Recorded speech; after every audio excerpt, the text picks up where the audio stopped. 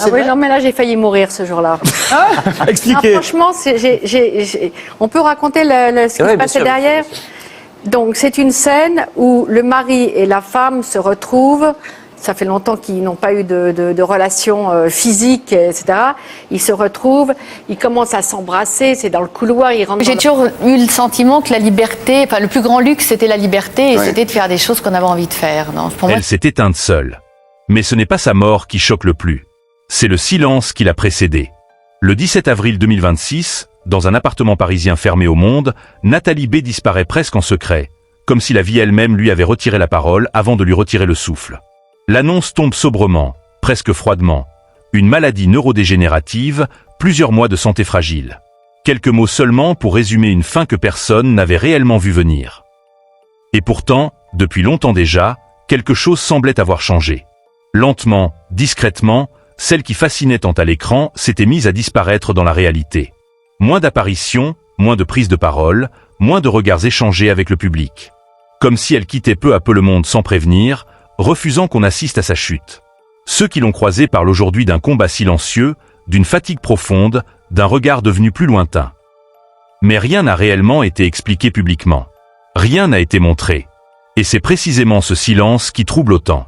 Pourquoi une actrice de cette envergure, une femme qui a passé sa vie sous les projecteurs, a-t-elle choisi de disparaître sans livrer un mot sur ce qu'elle traversait? Était-ce une manière de protéger son image? Ou simplement une façon de préserver les autres d'une vérité trop difficile à regarder? Car derrière ce terme médical presque abstrait, maladie neurodégénérative, se cache une réalité autrement plus brutale. Celle d'une mémoire qui se fragilise, d'un esprit qui vacille, d'une identité qui s'effrite morceau par morceau, bien avant que le corps ne cède point et peut-être que la véritable tragédie se trouve là. Pas dans la mort elle-même, mais dans cette disparition progressive avant la fin. Dans ce moment où l'on est encore vivant, mais déjà en train de s'effacer.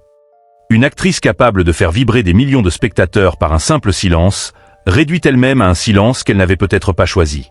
Une femme forte, admirée, respectée, confrontée à quelque chose que ni le talent, ni la célébrité, ni l'expérience ne peuvent repousser. Alors aujourd'hui, une question demeure.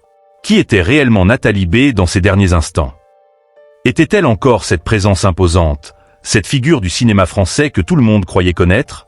Ou simplement une femme fatiguée, enfermée dans une lutte invisible loin des regards?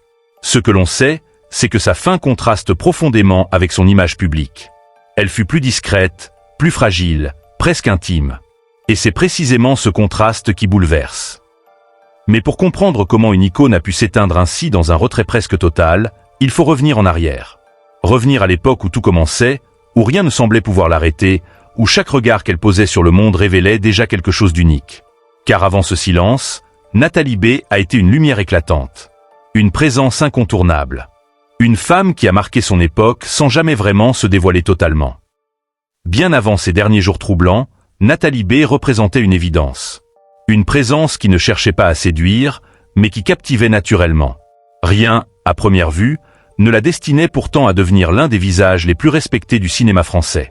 Et pourtant, dès ses débuts, quelque chose d'indéfinissable attirait le regard. Une intensité discrète, une vérité brute, comme si elle ne jouait pas ses rôles mais les vivait réellement. Née dans un univers artistique, elle grandit entre discipline et sensibilité. Très tôt, elle comprend que l'émotion ne se force pas, qu'elle surgit lorsqu'elle est sincère. Ce sera sa signature. Contrairement à d'autres, elle ne court jamais après la lumière.